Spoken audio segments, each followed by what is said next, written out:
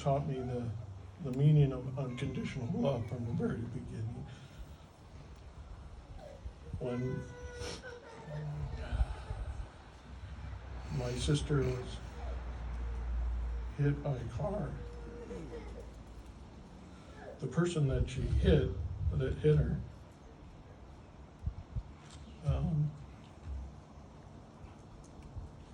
my mom, with open arms, kept in contact with him, was more worried about him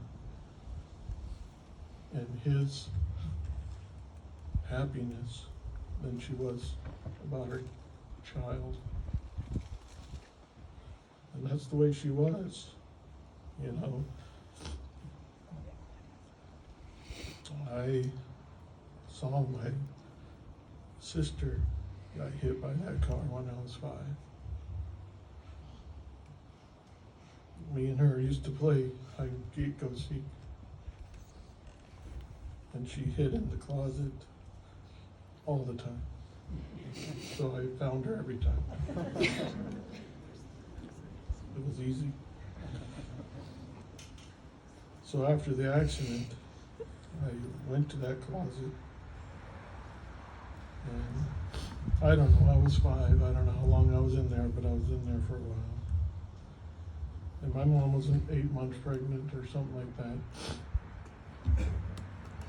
And I refused to leave the closet because I was waiting for her to appear there or something. I didn't understand what was going on. So she slept with me in the closet.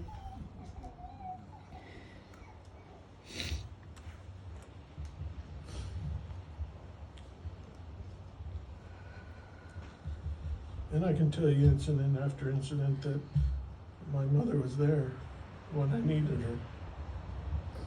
You know, I had the same disability that she had growing up, so I got teased at school. And I came home one day and she said that I was having a hard time. She just knew it. She knew it. I didn't have to say anything. And she said, don't worry what the world thinks. Just think that what the Lord thinks. The Lord loves you. The Lord cares about you, and the Lord loves you no matter what. And, you know, she always come up with the right thing to say at the right time, you know. You know, it was, Colleen said that we grew up, she had a lot of trials in her life. My grandparents had money, so the kids were spoiled. I was spoiled. I had ponies, I had everything that I needed. But my mom never required anything. She never asked for anything. She just enjoyed the simple things of life. She didn't need fancy cars. She gave everything to everyone else.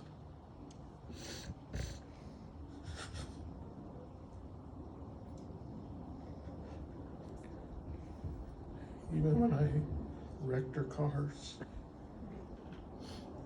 she just didn't get angry. She didn't get upset. One time I was riding my bike and I used to make jumps. I went through a period of time where I thought, you know, if I had a serious accident, I could go see my sister. So I was pretty reckless. So I was building jumps, jumping, you know, trying to be evil Knievel. And I landed on this lady's car that she was driving. And hit the windshield, flew off, bleeding everywhere. And my mom did not, I mean, her idea of a bad word was, she would say crying in the sink. Heaven's sakes, petunia. I mean, I don't know where she got these words. But she never would even say crap or something, you know? And she came running out the door, because she was always there, and this lady was over top of me screaming at me, and she laid some words out there.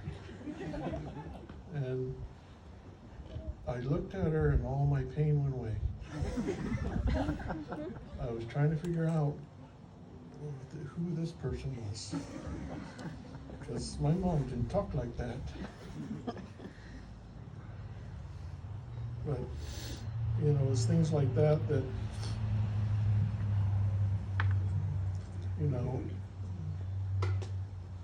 she was always there for me when I needed her, even though she struggled with husbands and trying to provide for us sometimes.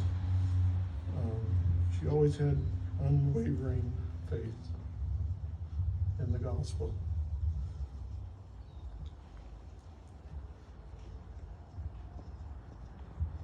She loved her Savior, Jesus Christ. She loved serving temple and genealogy and she told me that I should be thankful that I got, thank the Lord for the 90%. You know, that's how she taught me to pay tithing. She just said, you're lucky you get 90%. Just enjoy it. She also said, when I growing up, just do it. And if you screw it up, do it again. And if you screw it up, do it again. Until you get it right. Never quit.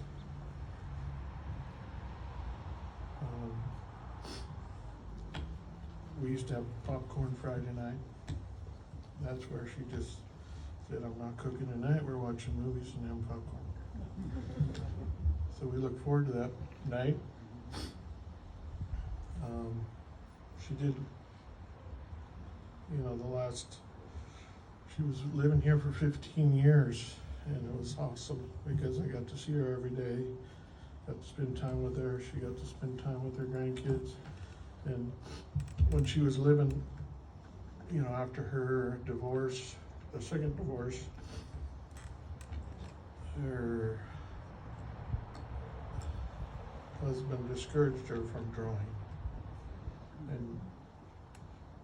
and she got discouraged and stopped for a while. So one of the conditions when she moved in here was that she start drawing again, because that's her talent, and I loved it. My father was talented at music, and my mother was talented at art.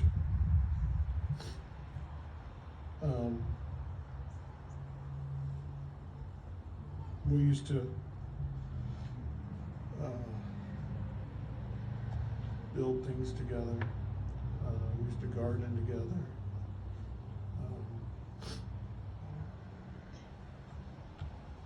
I remember this one incident that I used to dig tunnels in the backyard, and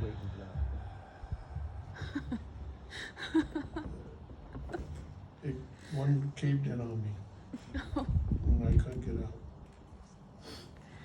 And she came looking for me for dinner time. And my toe was sticking out of this hole. The rest of me was gone underground. I had just a little space to breathe. And she dug me out with this shovel about this big. I don't know how, because the dirt was 4 foot by 4 foot by 6 foot. It's a lot of freaking dirt. But her hands were bleeding.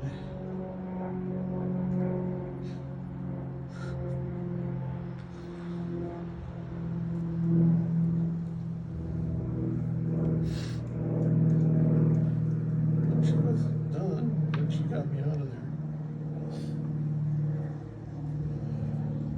Another time I was riding a motorcycle and landed in cactus. This was kind of embarrassing. And I rode home standing up, because I had some problems in the back. And of course, my mom had to deal with that. Because they were pricking everywhere, But we also had a lot of laughs, when we used to have parties here, we would dance. She acted like a little schoolgirl at 70 years old. 70 years old, she's out on the dance floor dancing. She was a goofball. And that's the way we liked her.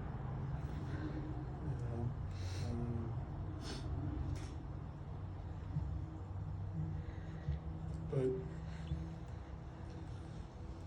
the most important thing in her life, like was said before, was the Lord and her children and her grandchildren.